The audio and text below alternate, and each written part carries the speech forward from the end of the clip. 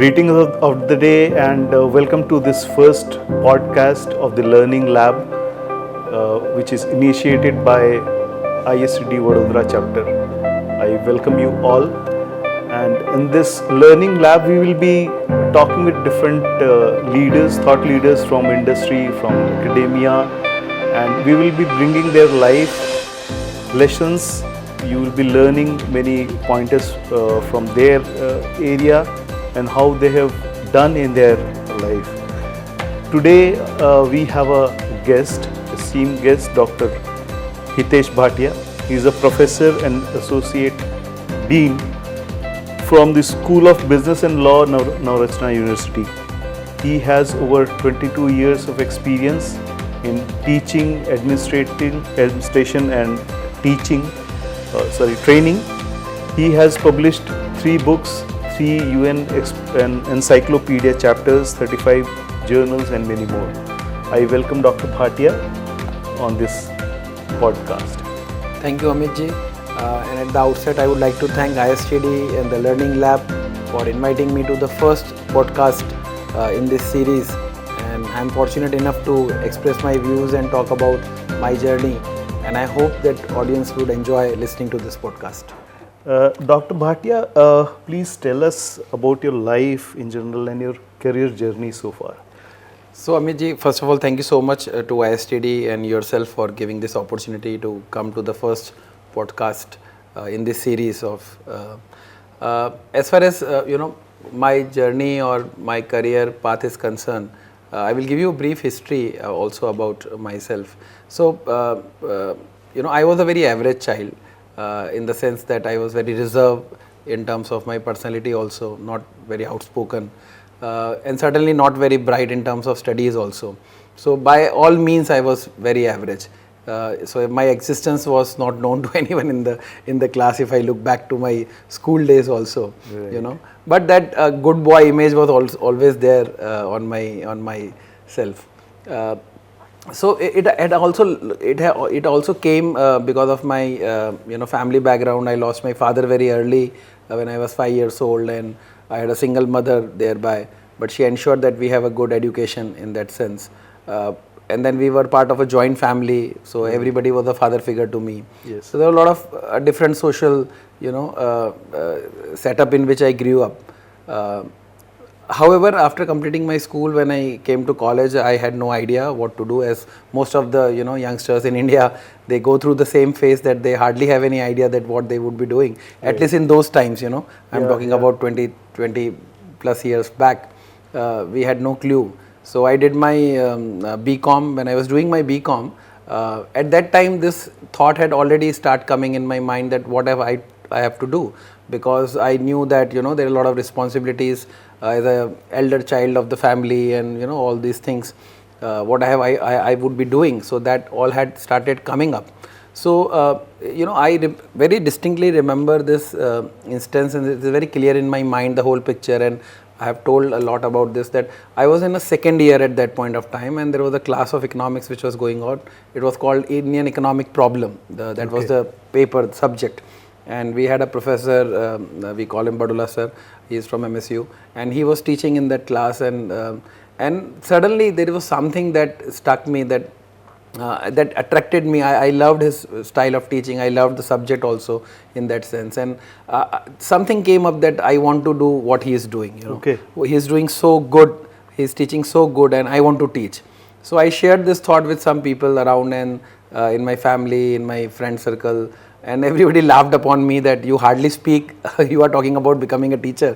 That is not possible. You can't do this. So anyhow, things went by. I completed graduation, and then I found that to become a university professor, you have to do masters. Right. So obviously I went for my masters in economics, in business economics particularly. So at this time when I enrolled for my masters in business economics, I again feel that there was some divine energy, or that when you say that universe conspires, so that is something like that happened. My personality started changing. I nominated myself for the student club, the student body of Business Economics Student Association. We used to call it because and I started taking part in a lot of events, lot of activities. Eventually, I also became the president of that association by the time I finished my masters. And during these 2 years, I came lot of close to my lot of faculties, and I understood the subject well. I understood the craft of writing, craft of talking. The oratory skills also got polished. However, the teaching skills came only through observation. Okay. My keen observation of my faculties, that how they were teaching, what they were speaking, how they interact with the students. So I was a very keen observer, and that helped me a lot to give me a confidence that I can do this. Okay. Now by this time I had not done this. I had not taught Yes. anything.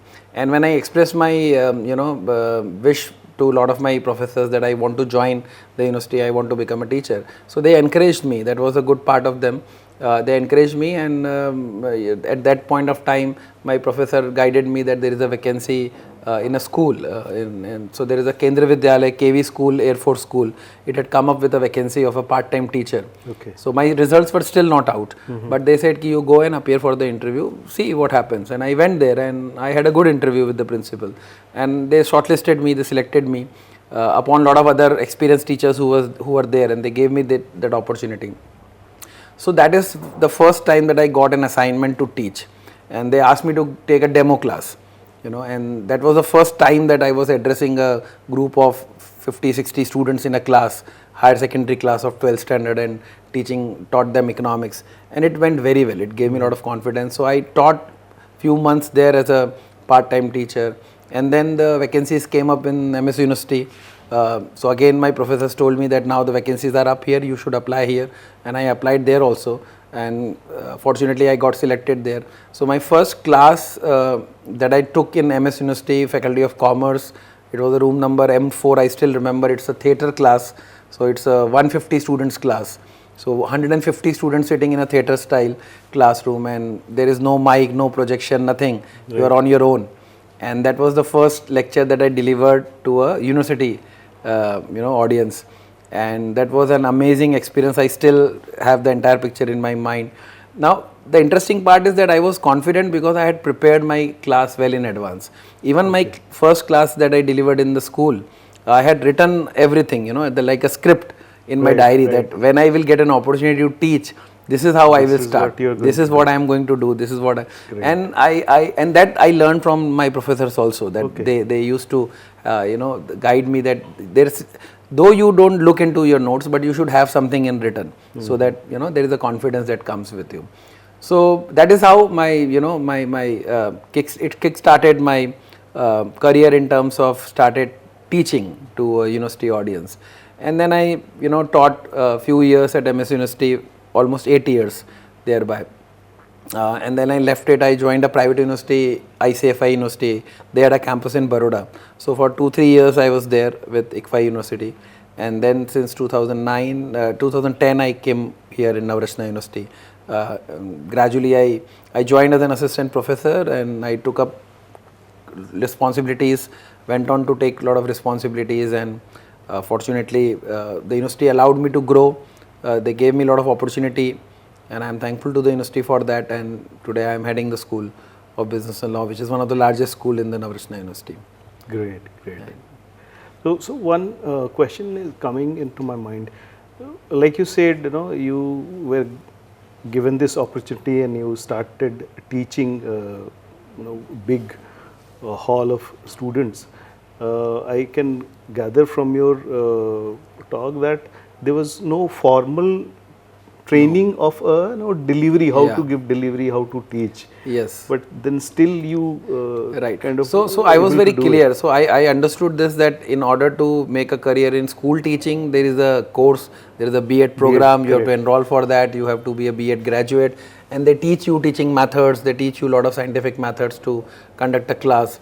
But I didn't wanted to make a career in school. Right. And I was very clear that I wanted to be a university professor. However, I started teaching in Kendra Vidyalaya. That is what I told you, the first assignment. Right. Then again in 2005, there was a time when I didn't had a contract with MSU, and I had to enroll for myself for a teaching assignment in Baroda High School. Okay. So I taught another 1 year in school again in 2005-06. Okay. And both the assignments in the school, which I didn't wanted to do actually, but I had to do because I had no other option at that point of time. Right. But they were very useful for me. Correct. You know, they gave me a lot of opportunity in terms of learning these teaching methods, learning these interpersonal skills, and doing holistic activity of an education. So I was handling sports also, I was handling library also, I was handling debate competitions also. So I was doing a lot of things which I never did in my school life. Right. And that is where the entire education circle gets completed, because in university education it's one way, you only deliver, you only teach. At those point of time, Right. we were only teaching, nothing else was there. Yes. But school assignments gave me these opportunities to learn the education sector in a very holistic way. The overall student growth, development, mentoring, that gave me that opportunity. So I am very thankful to those 2 school assignments that I did. So they were my training, fields. They gave me a lot of insights into how to deliver a lecture, how to frame, how to cut, how to start, how to end a class, and where to joke, where to crack a, break the monotony, and those things I learned from there actually. Right. Then how to craft assignments, how to develop a lot of activities for the kids in the class. So that is one part, and the second was with ICFI. ICFI had a very unique model. They had a very pre-decided curriculum, very pre-decided sessions. You don't have to innovate, you just have to deliver there. But they had a lot of case studies, they had a lot of self-doing exercises, a lot of field activities, live projects. So they gave me that opportunity to execute those kind of things. So in terms of higher education, that helped me a lot. So to answer your question, I kept learning at every stage. Even today, for me, I am not a teacher, I am always a student. I introduce myself like I am a student of economics. So I learn from whatever I have done, that how this is to be done better and how this can be executed well. So that is how it gave me confidence, it gave me the whole idea, how to conduct a class, how to execute a class. So I kept learning through those processes. Correct. Right. And one more thing I want to know, if you reflect back at this moment, like you said, in school you took care of different classes like library and sports and other things. So as an educator or as an administrator, when you are exposed to those things which are not really core in terms of teaching, right. Like in education institute, teaching is the core thing, but other things you get involved. So those things, do they help you in terms of or prepare you for the future? See, in a holistic manner? Yes. I was very clear in my mind that at the initial years of my career, I have to gain a lot of experience, a lot of knowledge in terms of the overall sector of education, overall, planning and execution of the education. Right. It cannot be that I only come and, take my class. It cannot be like that. I have to understand what goes into mentoring a student, what goes into counseling a student, what goes into developing the extracurricular activities for the student, because they contribute heavily to the attention that the student pays to you in the class when you are teaching. If you don't understand all those things, then you are living in a silo. I was very clear with that. So I used to do a lot of such things, to direct a drama, for example. So I had my interest in films, music, as a child also, and I got these opportunities to use them.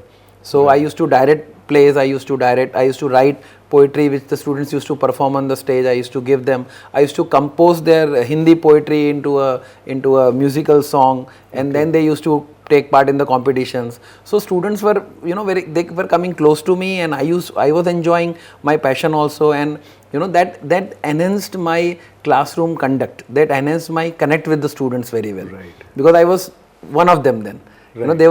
I was approachable to them. So those things helped me a lot, and I still believe that every teacher at whatever level, a professor also, for example, they have to understand the mindset of the class.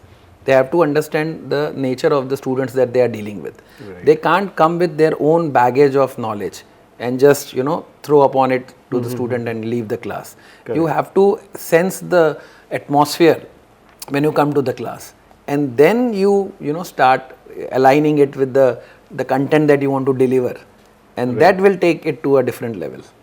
Right. So when you're telling this, are you sensing some kind of a shift in generations which you are Yes. teaching for Yes, so long. yes. So yes, when I started teaching, and when I was also a student, so I was teaching to a class. When I was 21, I was teaching to a class of 18 years. The gap between me and my student was 2 to 3 years Right. at that point of time, Yes, because yes. I immediately after finishing my masters, I started teaching to a third year BCom student, for example. So it was hardly 2 years of gap, 3 years of gap. So from there to today, when the gap is of almost 20 years, I see a lot of change. Not only in terms of the way that the generation has changed, but also the technology has changed, the whole environment has changed, the availability of knowledge itself has changed. So when we were the student, and you will agree with me on that, that when we were the student, the teacher had the monopoly of knowledge. The professor used to come to the class, he was the ultimate thing. Yes. कि भाई जो उन्होंने बोल दिया वो सत्य वचन है. Correct. There is nothing else. You have to follow what he has said. You have to run to the library for the book that he has referred. And we used to stand in front of the staff room to interact with our faculty for a minute. He will come out and he will answer our question. So that was the power of a teacher or a professor at that point of time, because there was no other option for accessing the resources. Right. But today that is not the case. So today the faculty or a teacher or a professor is not the monopoly of knowledge. Knowledge is available. Yes. Knowledge is available. There are multiple sources of knowledge. You can debate, you can challenge that. That's a different issue. But there is a lot of knowledge which is available. What the teacher now is not about teaching. It is about mentoring. It is about guiding. Right. So what we used to do earlier, we were actually teaching from A to Z. But today we don't have to do that. So there are a lot of YouTube videos are available, Yes.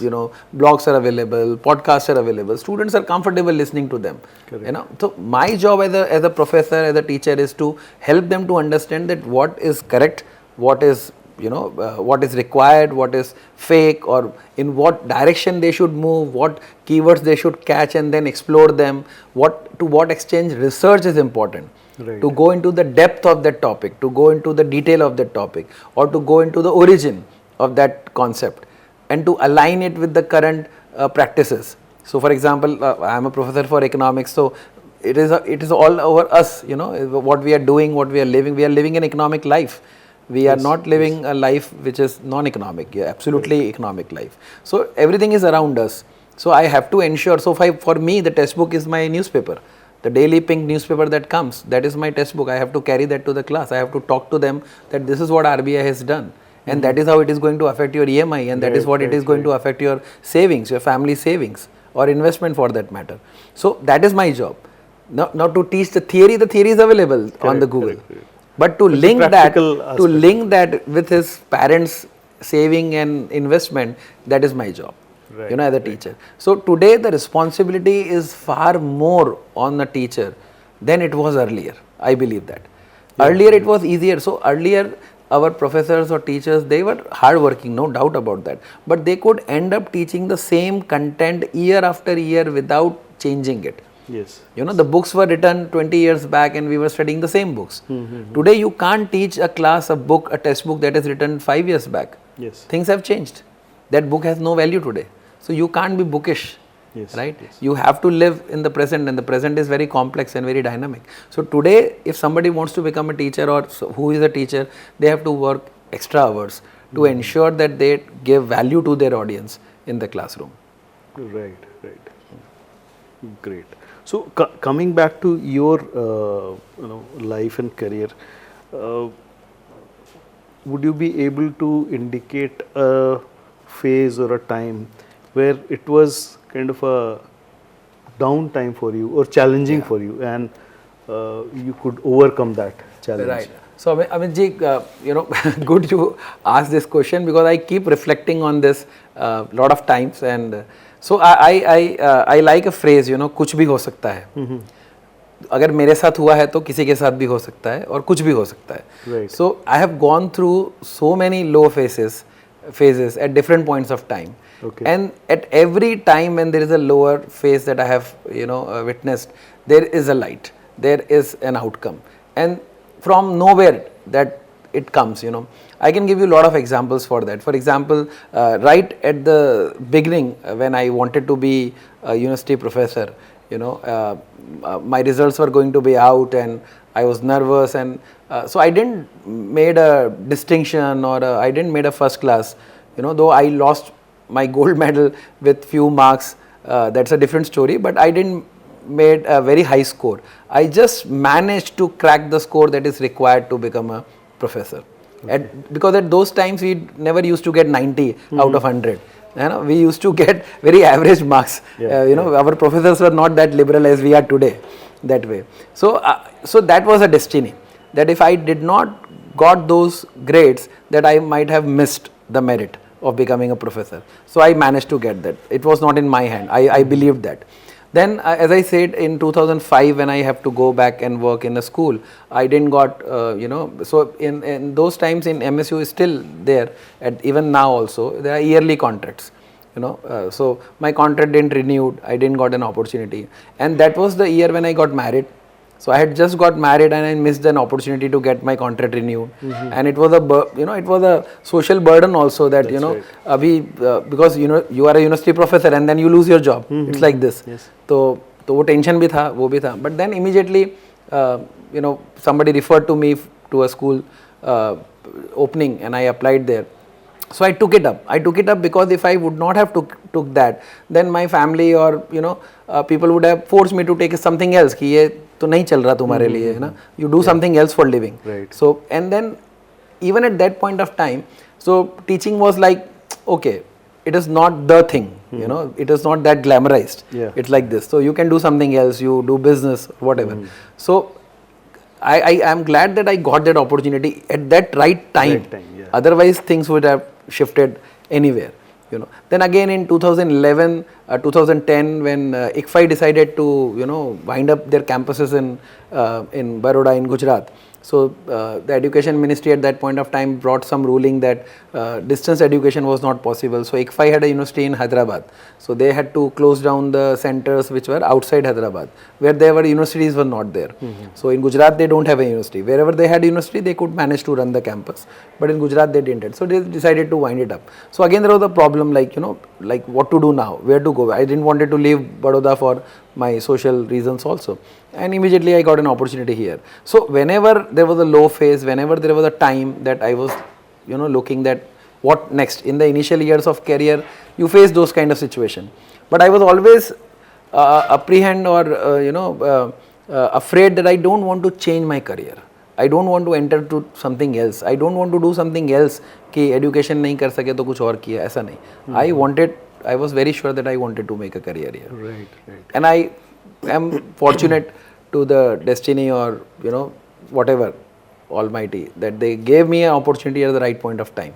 Right. It's like this. When you're telling, all this, that you had different, lows at different times, I remember somebody had said this very beautifully, that when you drive your car or any vehicle in the dark, when there is no light, you're driving in the dark, and you are able to see till your headlight is showing, right?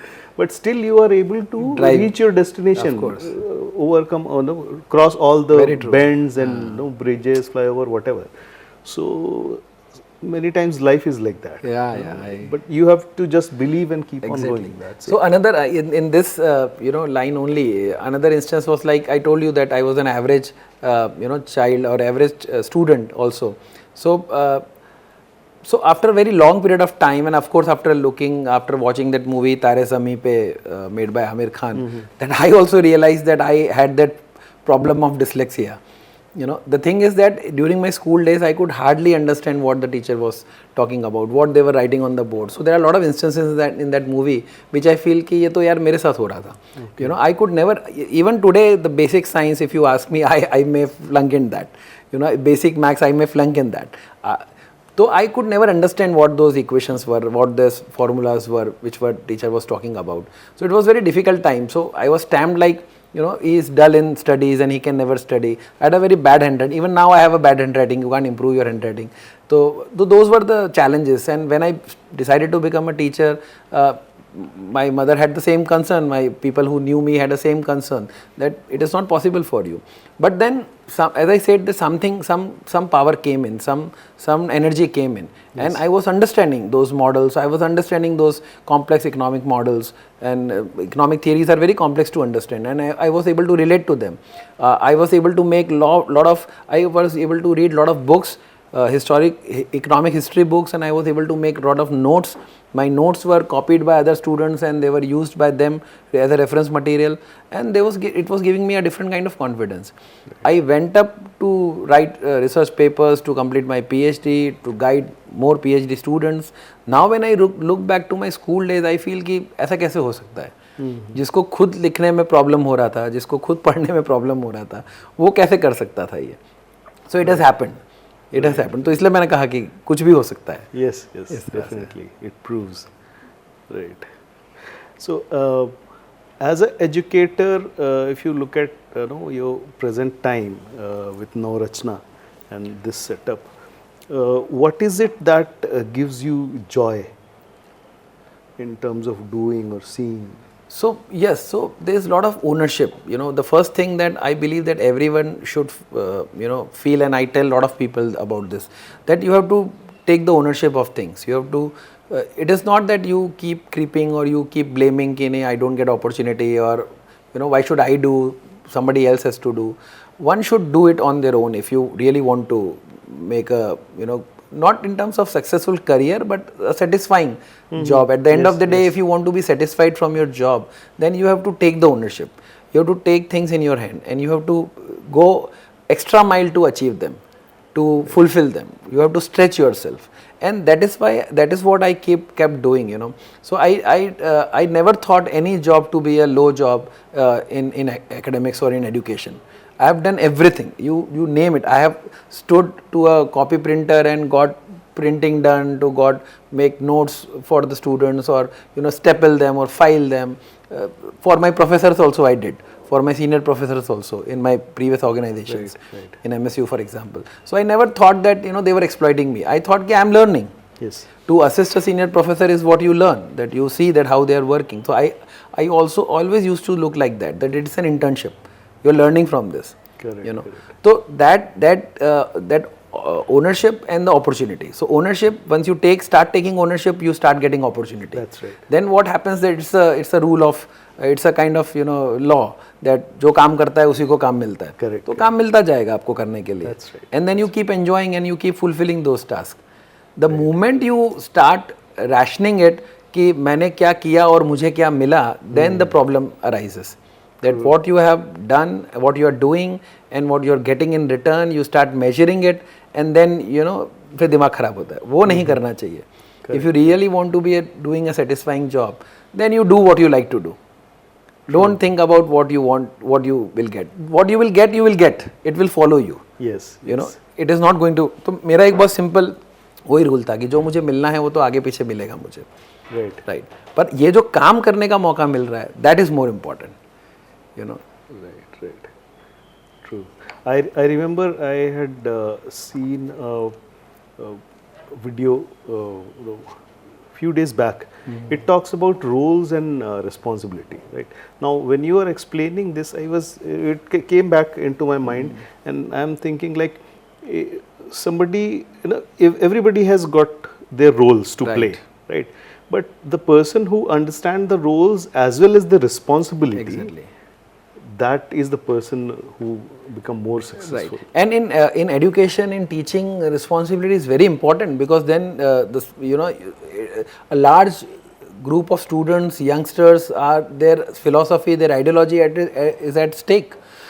What you speak as a professor in the class, it is going to affect all of them. So you are very responsible, and I teach a subject where I have to make a comment on government, I have to make a comment on politics, because they frame the economic policies, for example. Yes. So you can't keep political ideology separate from economic rules and policies. They are interlinked, right? Yes. So you have to be call spade the spade. Exactly. Whether it is right or wrong, you have to tell it. You have to do that, and that is where the responsibility comes in, from your content, from your teaching. And then socially, then personally, how do you carry yourself? Because 60 students are there in the class, 120 eyes are looking at you. How do you stand? How do you walk? How do you speak? What is your language? What is your clarity? How prepared you come to your class? How available you are to your students. How ethical you are कि आपने जो बोला वो आपने किया क्या? आप बोलते हो क्लास में एक चीज करते हो दूसरी चीज, ऐसा नहीं हो सकता. You can't do that. So I was very conscious about that. That because when I was the student, I used to look to my professors that way. As I told you that I learned all the teaching methods and all these things by observing them. Right. So I was very conscious that people are observing me. Somebody can say you are taking that as a burden, but it's not a burden. That is my way of life. I am not being hypocrite. I am not being fake. I am what I am. But what I am is I am responsible to that. Correct. To so many students. Yes. So whether it is my dressing, whether it is my soft skills, it is my other skills, I have to be very conscious about that students are looking at me. And now when I meet so many of my past students, and they remember and they are affected to me, they are in touch with me and they appreciate and they say कि sir आपसे सीखा था, so then nothing like that, then the purpose is fulfilled. Right. So what you said about role and responsibility, so in teaching profession it is very important. In any other profession you can always shift the responsibility कि वो clerk ने किया, वो junior ने किया, वो तो senior ने बोला था करने के लिए, manager ने बोला. In teaching you can't do that. You are speaking, you are expressing your views, right? So in professing, as a professor, when you are professing, you are telling to your audience that this is right, this is wrong. So you have to carry that responsibility. Right. Your views should come with a very solid research. You prove through data that this RBI's policy is wrong, this government policy is faulty. You can't just say because you don't like the political party who framed the policy. You have to come with that rationality. Yes. Because it is going to affect the citizens, this way, you comment that there is something wrong with the policy. Right. So that comes with a lot of responsibility. That's right. Or if you don't want to do that, teach your students how to rationalize. Yes. Teach your students. They should be able to decipher. Go back to the Google, search the data, compare, do an analysis, find your own results. Right. Make your own decisions, make your own comments then. So that is the other way to do.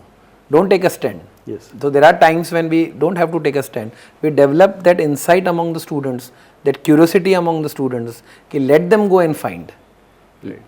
Now the modern teaching is like that. It's a research oriented teaching. Right. You don't make a comment on that. So every student is free to make their own outcome. Yeah, their own decisions that way. Right. Great. What I would like to know and know for all the people who are watching, what is the tough part in educator's life, in terms of certain discipline you follow or certain routine that you follow? See, as I said, what I believe that I am always a student. So that is very first thing, that a teacher, a professor has to always be grounded. He or she has to always understand that they are a student first and then they are a teacher.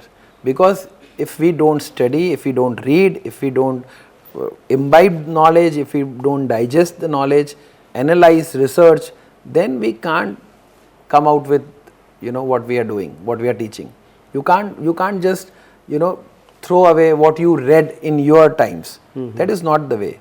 So things have changed, they are changing daily. Yes. So again, coming to my own example, if for my own subject, if I don't follow the news, I can't talk to my class. Yes. I can't refer to the current policy or so you have to be current. I have to do that. I have to do that.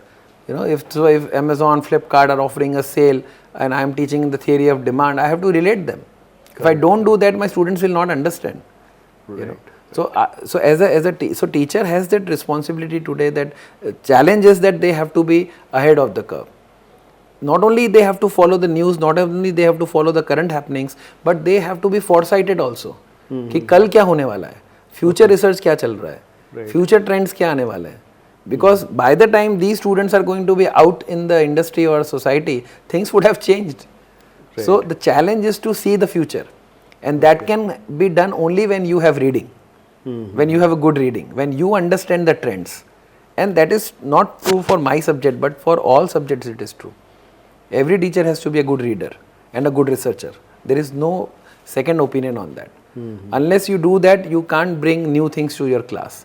Correct. Because जो अभी चल रहा है वो तो student के पास available है इंटरनेट पे. Yes, yes. आप उसमें डायरेक्शन कैसे दोगे उसको? How will you tell him or her कि this is the way things are going to change now, they are changing now. That is possible only when you have done your own study. So that is the foremost big challenge. And the second important challenge is the soft skills, the attitude, the approach. See, we all are living in times where we are very sensitive to the external environment, whether it is social media, whether it is the social circle that we are into, whether it is political setup. We are very sensitive. We easily get influenced to what is happening around us. Correct. As a teacher, I have to be very rational. I have to be very grounded. I have to be very tough in terms of this sensitivity. That it should not affect me and I should not carry that to my classroom. So somewhere I have to draw that distinction. You be friendly, that's one thing. But what you do in your personal space cannot reflect your overall, behavior when you are there with the students. Somewhere you have to make line. that line. Because as I said earlier, teacher is the role model. By and large, teacher is the role model. People look up to a teacher, And if you really want to you want to command that respect from your class, then your conduct, your soft skill is very important. So I am not saying that you go dress very formally. That is not. It is not about physical dressing. But how your conduct? Overall conduct and character. Yes. Overall conduct and character. Yeah, and that's challenge. That is challenge in today's time. Respect is something you need to earn. One has to earn that. You cannot ask people to respect you. You need to So earn this is one profession where people have to be they should be very conscious about that. Right. Because it's easy to say कि students वो नहीं देखेंगे. मतलब they are very vigilant. Students are very conscious. They really, even if they don't talk to you, they know what you are doing, what you are thinking, where are you coming from. They can judge that very well. Yes. So that is another challenge that I think that people should, ensure that they overcome that. Right. Next thing I would like to know, as a leader, how do you manage your team? What is your team mantra? How do you handle that? Right. So, I come from the management background and, this, so there are a lot of leadership theories. Yes. It's a very buzzword. Yeah. People have different styles. Yeah, there are different styles and there are a lot of trainings, a lot of workshops that are done in that. Again, I have not gone through any of them. Whatever I have learned through my own observations, my own understanding, and what I am, that has developed a style of functioning. Yes. Now, I am not saying that this is right. It may be wrong. There are alternative style of functioning also, but I can't help it. I can do what I can do. That is what I believe.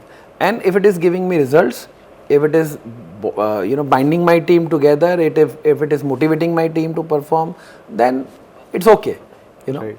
So the first thing is that I like to do things myself.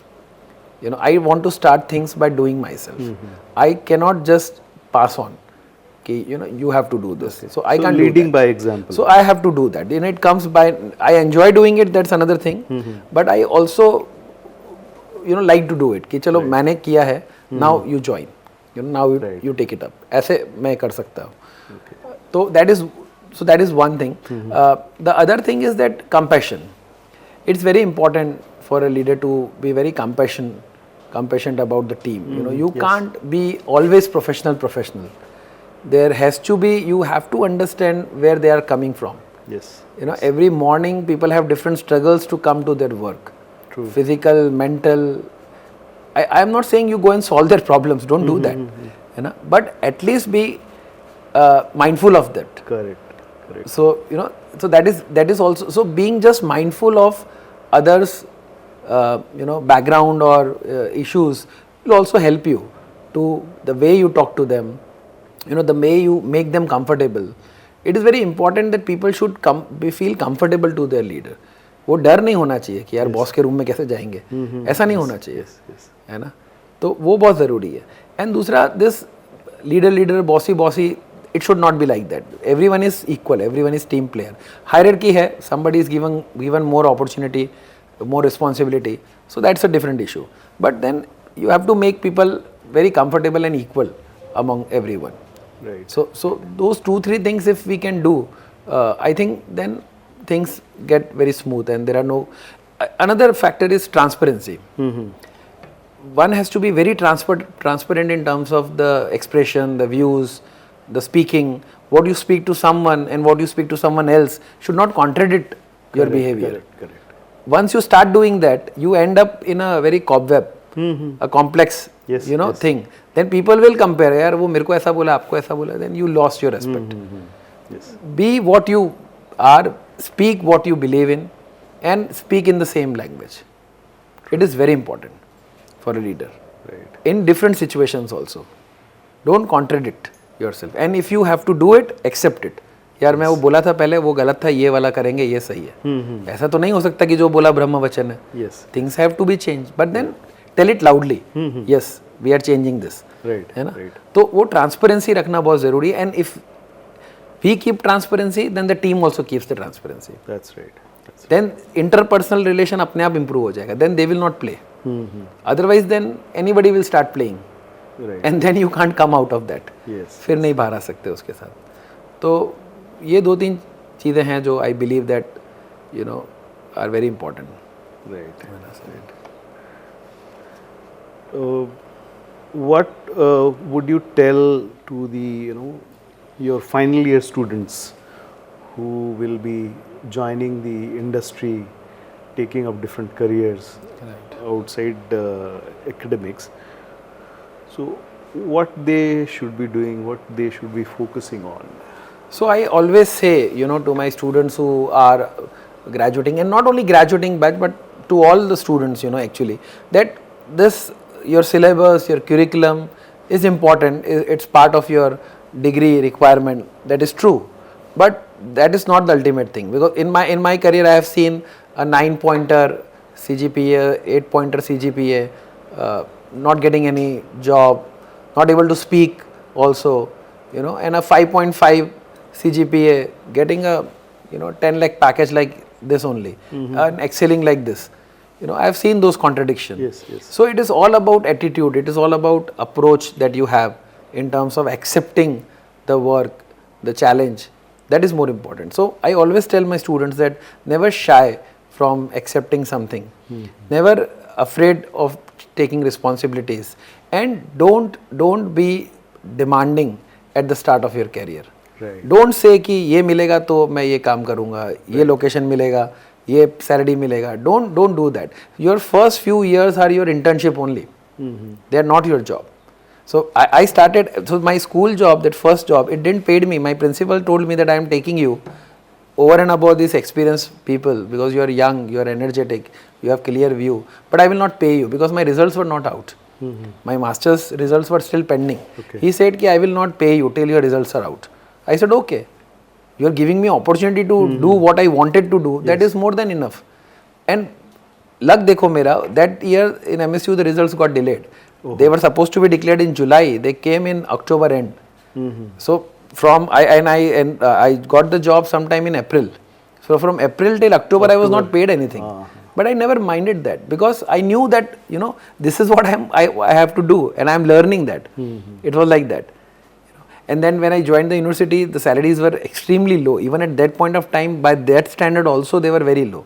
Everybody told me कि यार इसमें पैसा नहीं है ये job में, तुम क्या करोगे इधर. मैं कहा नहीं चाहिए पैसा अभी तो.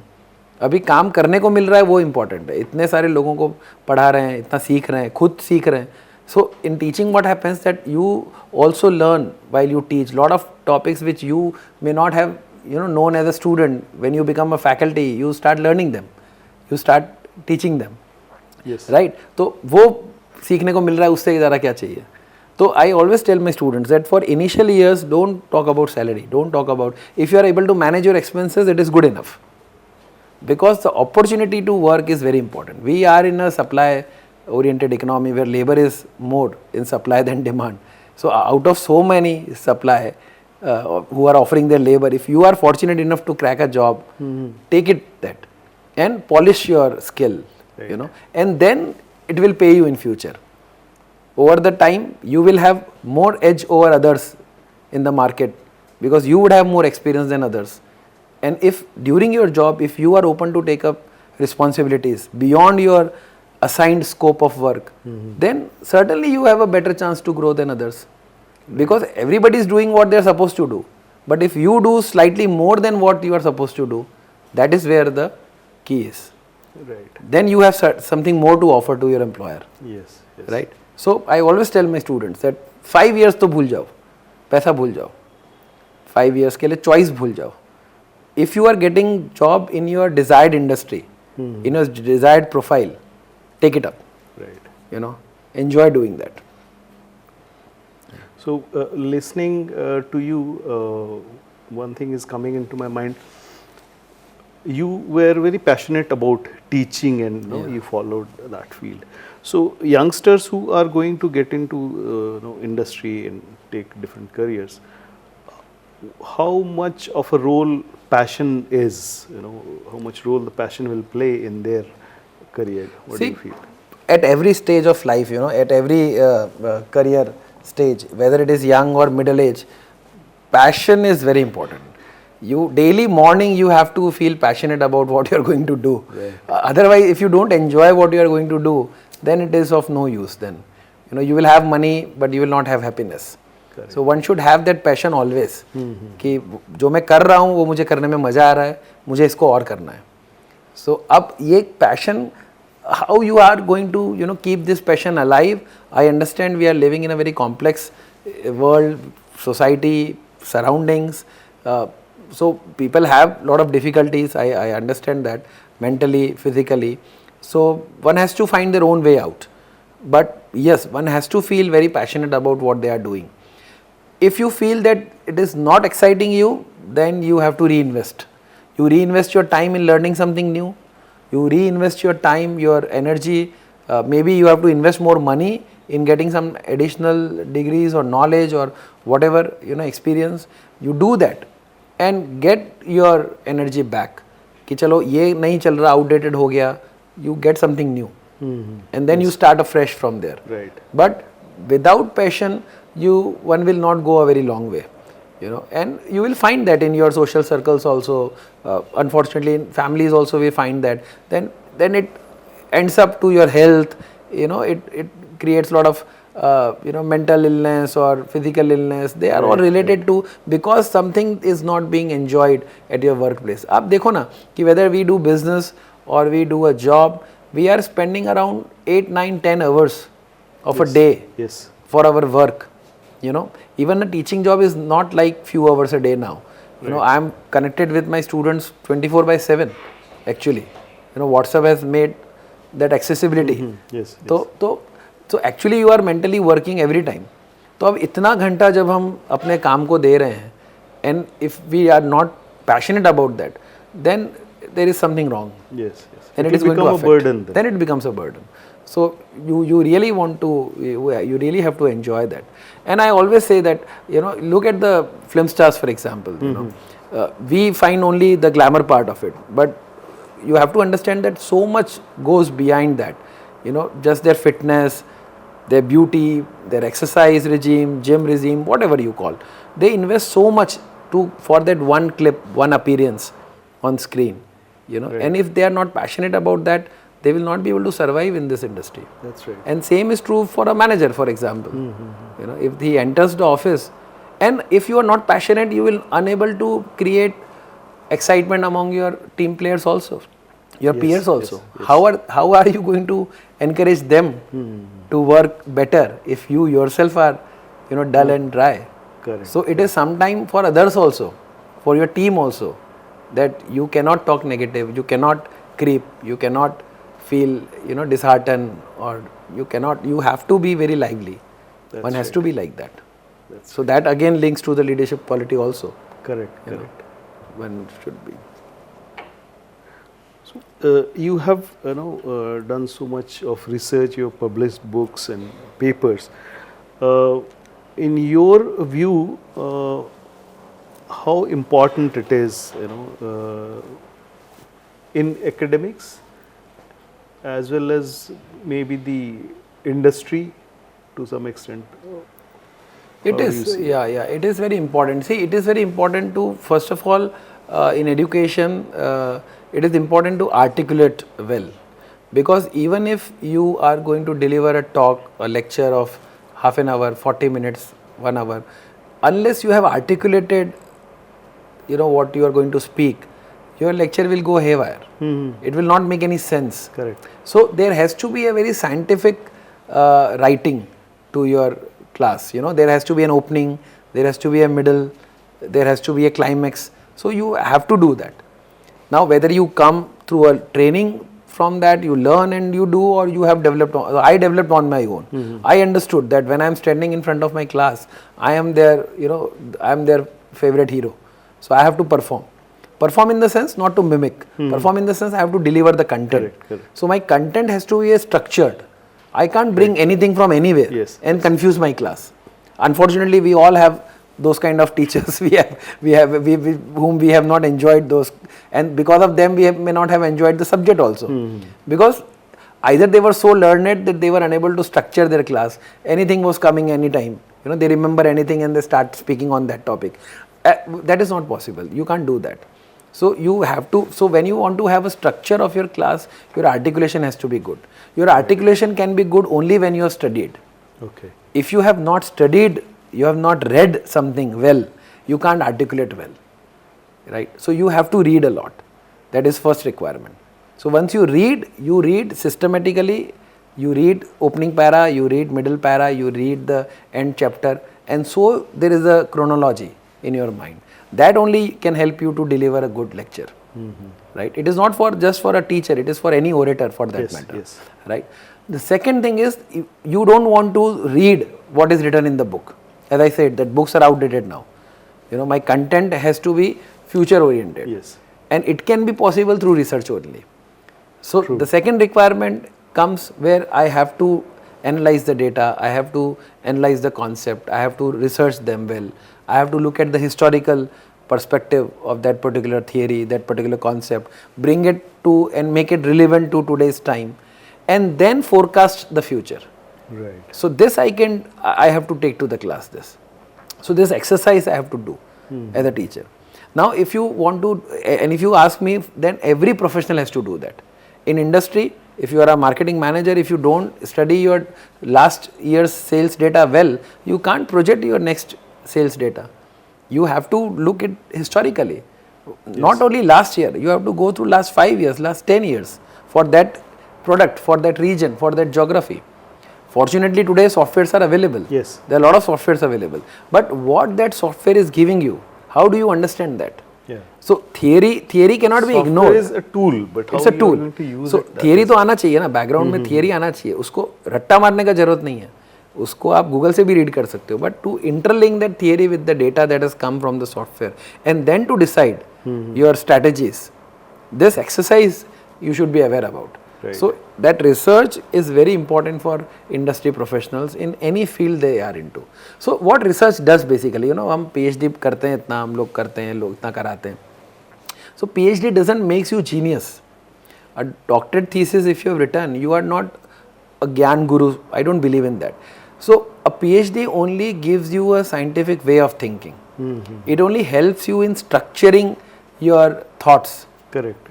Coming with for an argument which are backed by some research from some data. You are not then just throwing philosophy. So talking philosophy is different. You can become a gyan guru and talk philosophy. ठीक है? But when you want to be very objective oriented, your outcome is backed by some research, and that is what PhD teaches you. Correct. So it teaches you how to look things beyond obvious. So if you are reading a news headline, you can't make an opinion just by reading that headline कि अच्छा है कि गलत है. You have to get that sensibility to understand beyond this कि अच्छा ये हुआ होगा, यहाँ पर ये change होगा, ये policy बदली होगी, मार्केट में ऐसे रिएक्शन आया होगा, and then things would have changed, you know. अभी फॉर एग्जाम्पल अभी मैं जस्ट थोड़ी देर पहले पढ़ा कि जीएसटी काउंसिल में decision, they might be deciding upon removing GST on life insurance policies. Okay. You know, now it gives me an idea that yes, life insurance policies, if you want to promote, because the life insurance business is very small in India, hardly 20% of the population is life insured today. If you want to encourage that industry, then you have to reduce the burden of the premium. You can't, already the insurance companies are working at a lower margin. You can't ask them to reduce the premium. So only way is to take away the burden of taxation. And 18% of GST is there on the life insurance policy. So if you remove that 18% burden, you make insurance policy cheaper, and you can widen the insurance policy network and bring more people into insurance. Right. You know, so ये सारी चीज़ें समझ में आ गई वो एक headline पढ़ने से कि हाँ इसका रिलेवेंस है. There is some relevance for that. So that is what a PhD teaches you to do. That is what a research habit teaches you to do. You can look beyond what is there, you know. Right. It's like this. So in the research perspective of number of papers India as such is writing, you know, how do you see you know, where we are, you know, in world order? So we are below average, I would say that, you know, we are not even average in that sense, because there is much it is not there, because overall you know, the facilities, the support overall, we come with a different social background also, you know, we are, so the availability of time, there are a lot of issues for that. Not to doubt about the intellectual capacity of the people, it is tremendous. Yes. It is tremendous, but there are other factors also which are involved in that, Right. you know, and that is somewhere limiting you know, people to write that way. And the publication industry itself has turned out to be very messy now, you know, because of a lot of requirements from the regulatory bodies, from the education, from the research sector. So it's altogether a different debate, but there are multiple reasons why we are not reaching to an international level, you know, the kind of investment that we do into research, the kind of budget that we have. For example, if you talk about the union budget, we hardly spend 3% on education as a whole, forget about research, right? 3% of GDP on education as a whole. Now it has come to 4 to 5%, but that is also nothing. Yes. Where in the country where we don't have schools, we don't have you know, teachers in the school. So what are we going to spend on that? So whatever is coming from out of pocket. People are investing their own time, their own resources to do research, and there is a limit to that. Like it is like that, you know. Right. So I thank Dr. Bhatia for his authentic and wonderful talk with us. I hope everybody who has tuned in has picked up something new, something interesting for them. Keep tuned into this channel, The Learning Lab. We will be talking with many thought leaders from academia and industry, and we'll be bringing about their life and lessons they have learned. Keep tuned in, subscribe to this channel. Thank you for joining in once again.